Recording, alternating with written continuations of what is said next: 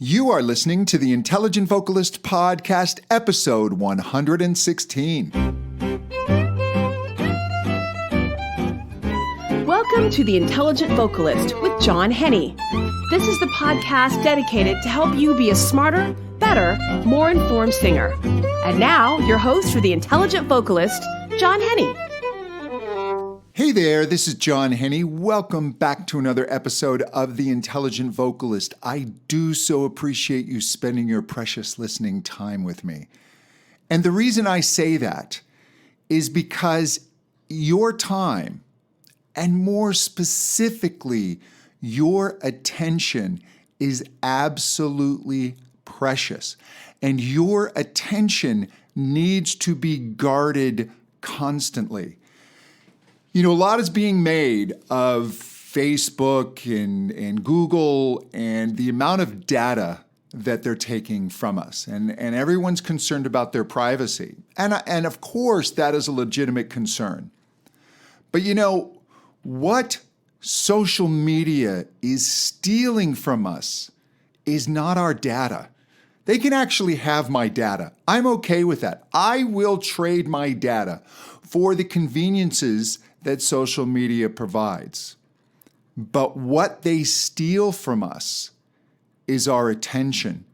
That's what's valuable to them. The data is just so they know how to steal more of your attention. That is their ultimate goal, is to get inside your head, to prey on the weaknesses that we have as humans. And as I talked about back in episode 97 about getting brain hacked, there are very, very smart people who are figuring out ways to keep you addicted to social media. And so we have to be super careful about how we use it. And I set parameters around social media that I still violate, I still break. And I did it this past week. Someone posted something on Facebook that I disagreed with. And of course, people post things that I disagree with all the time. But this was a particular subject, and it was stated in a particular way. And then my attention was hijacked. And now I started to think about it and why it was wrong. And then I started considering responding, which is against my personal rules for myself. And so I sat and I composed a response. And I composed it again, and I changed the wording, and I thought about it. All of this stealing my time and attention. And then I posted it. And now, of course, my brain keeps going. Did someone respond? Did someone comment? Did someone respond? So now I am checking Facebook, which is what they want. That's the trap. That's the addictive trap. Because you go to check on something, and 20 minutes later, you can't even remember what you went to check on. Or you remembered what you went to check on. No one had commented yet, and yet I managed to waste another 20 minutes, and off I go. And now I start to go down that rabbit hole. Your attention is the most precious thing that you have. All that we have in life, and I know this is a cliche, but all that we have is this very moment, which is now gone. So now it's this moment, which is now gone forever. So it's in these constant fleeting moments. That's all we have. But our attention dictates the quality of that moment.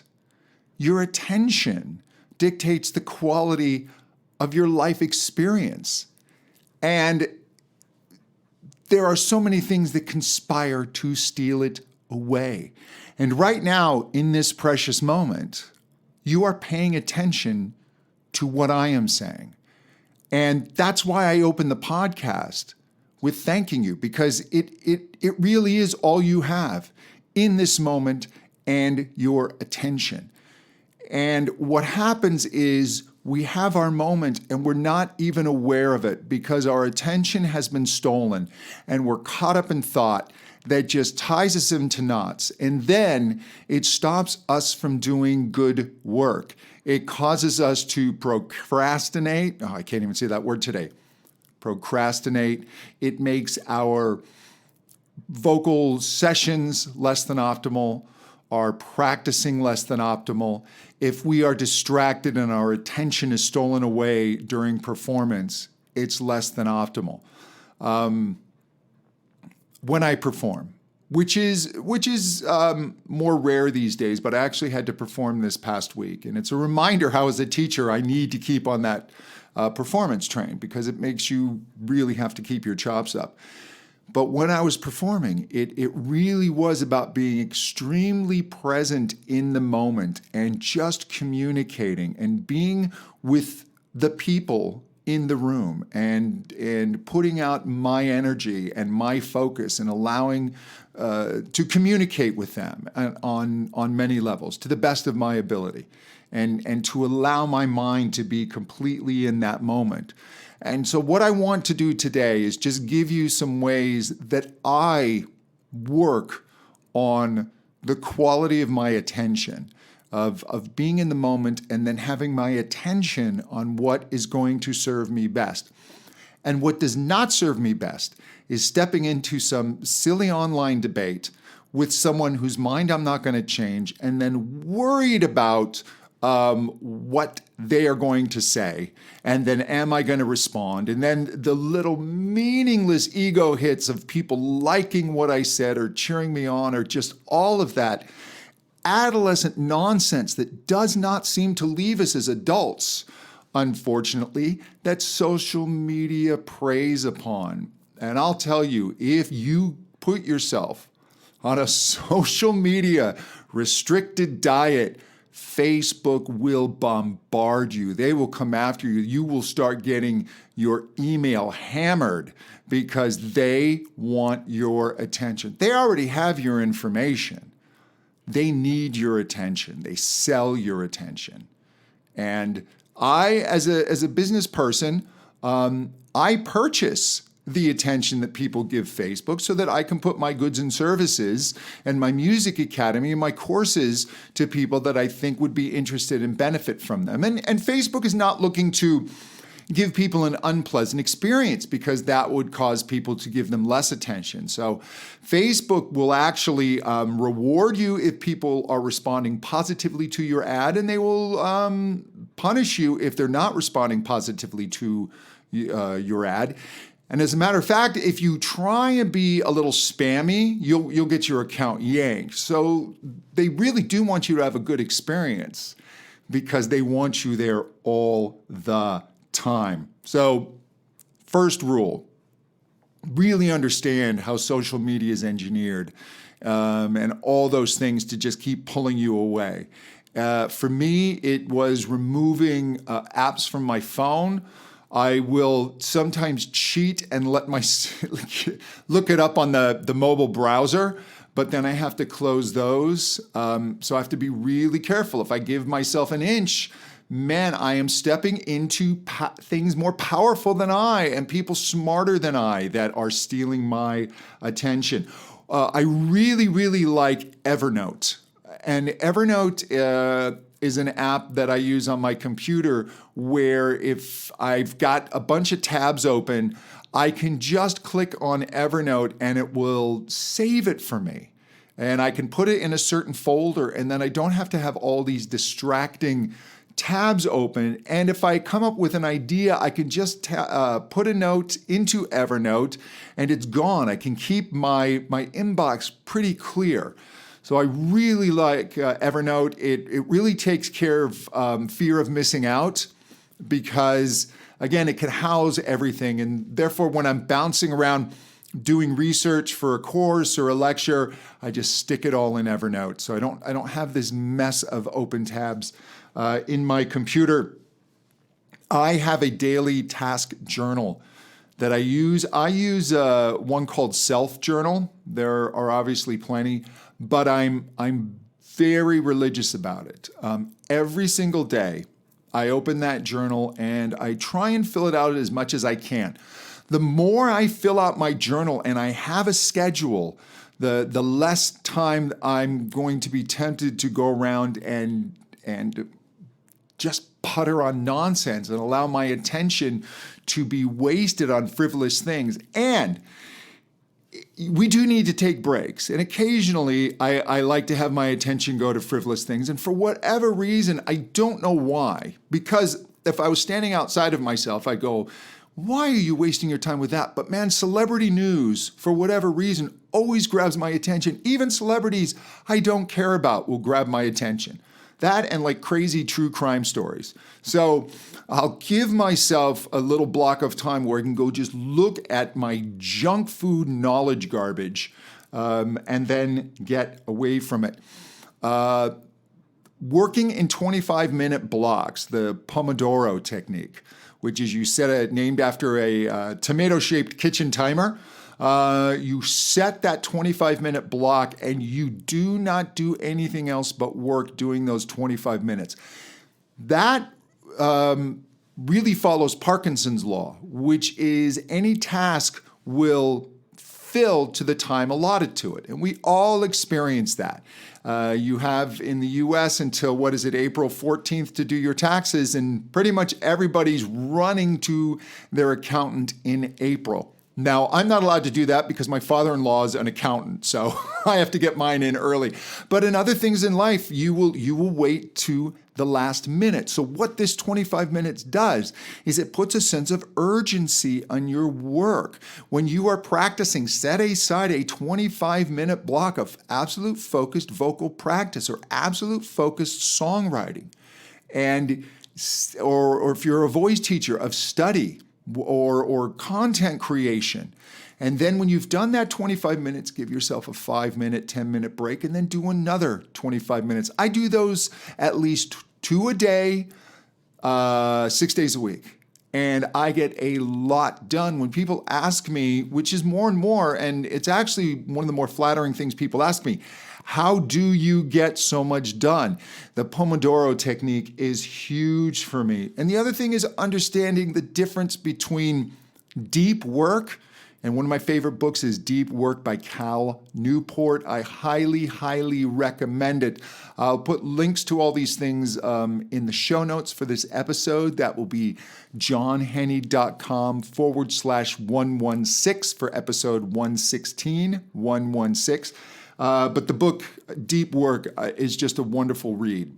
And deep work is the type of work, it's not answering emails or texting somebody back or scheduling a student. It is the work of songwriting, practicing singing, writing a blog post. It's deep creative work that needs space and it needs concentration. And it is very special. And the time that you set aside for deep work needs to be guarded like crazy. It is a very beautiful thing to put your attention towards. Deep, deep work. What is the work that you want to be remembered for? I don't think it's you want to be remembered for answering emails or texting someone back. So really think about that deep work and when you want to focus and allow it to just completely, your attention to be completely on it. One of the things that we all have to watch out for is rumination, is allowing our mind to go on a problem, something that's bugging us, something someone said, or a worry, and we just grind and we grind and we grind. And what we've done is we've taken this problem, and it may be a future problem, or it may be just something we are worrying about that's not even going to happen, or it's something that happened in the past that's already gone.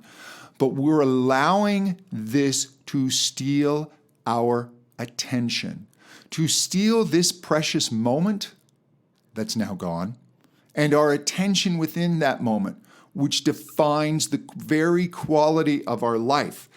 And we have to learn to get control of our thoughts and get control of our mind and not allow this to consume us. Now, for myself, the best thing I've ever done, and I've been doing this just about, I think every day for the past year is meditation.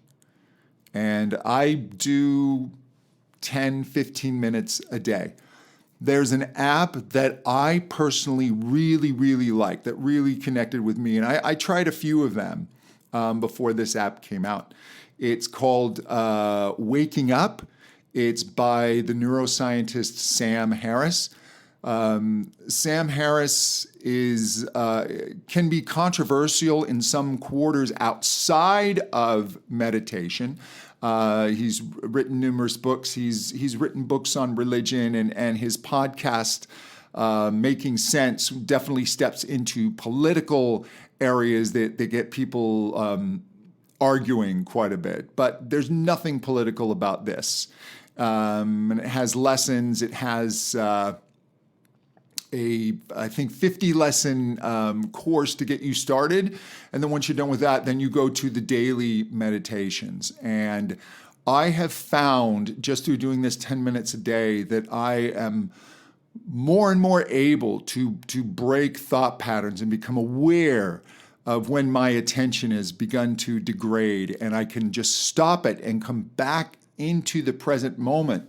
And it's pretty wonderful to have work that I need to do, and I'm not really feeling it. We all have that. Oh man, I don't want to do that today. And what I can do is I can step back and just recognize that as just an energy pattern in consciousness. It's not a big deal. And as I just look at that energy pattern of resistance, it just fades away. And I allow myself to get in the present moment, and I set my 25-minute timer, because you can do just about anything for 25 minutes. I can do just about anything for 25 minutes except watch The Real Housewives of Orange County. But that 25 minutes goes very quickly when you are focused on your work. And as a matter of fact, that timer will go off, and I find myself like, oh no, I want to keep working, but I make myself stop. And that's from being in resistance 25 minutes before. So being able to be mindful it's just been an incredible gift that I've given myself. I mean, I'm in my self-journal. They have you write 3 things that you're grateful for in the morning, and then you do it again in the evening. And the number of times that I have put mindfulness as something that I'm truly grateful for in that moment, it's one of the top answers. If I go through my journals, I keep writing it again and again. That obviously my loved ones, and the other thing I'm just so thankful for is health, but mindfulness is just huge to me. So here are your marching orders. Here's your task. Just resolve to be more present in your life. Resolve to guard the quality of your attention. Resolve to take steps to put barriers around that. Don't let people or apps steal your attention, because when it's being stolen, we're not aware of it. We become so consumed by the emotion, by the frustration, by the curiosity, all of these different things, that we're no longer aware that our attention is being stolen. And that is the dirty secret of social media. You don't even know it's being stolen. Again, we run around screaming about our private information and screaming about our data. Meanwhile, they're stealing the most precious thing you have, your attention. Hey, if you want to know more about me, please visit my website, johnhenny.com. I've got a number of courses there. You can just click on the menu, check out the courses. I've got some free ones there. People really like my straw course, straw warm-ups. I've also got a very inexpensive Secrets of Belting course. It's only $17, and it really breaks down how belt works and the science behind that. And if you want to get really serious, you can click on my teacher training program. click on Teacher Training in the upper menu, and that will take you to my Contemporary Voice Teacher Academy. And that is my program to teach you how to become a contemporary singing voice teacher. I'm very, very proud of that. And I also do monthly live webinars for the members. And people who sign up now, you're getting my CVTA Elite level for free, where I will even personally coach you in how to grow your studio business. So, and thank you, all of you who've sent in emails letting me know how you enjoy the podcast, and for episode suggestions. My email's john@johnhenny.com. I do read all of my emails. And until next time, to better singing. Thank you so much. Bye-bye.